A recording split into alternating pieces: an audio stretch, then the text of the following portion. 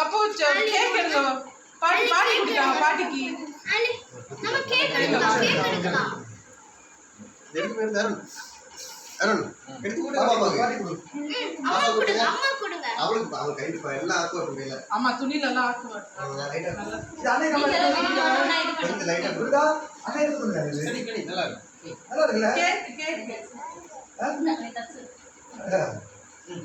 அப்பா தான் கல்ல பத்திர கூடாது கரிமாலியா சூப்பரா கேக் அம்மா குடிதீங்களா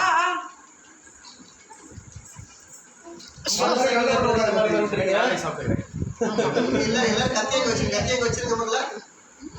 கச்சி வேணாம் அம்மா கிஃப்ட் இருக்கு நம்ம கிஃப்ட் எடுக்கலாம் கத்தி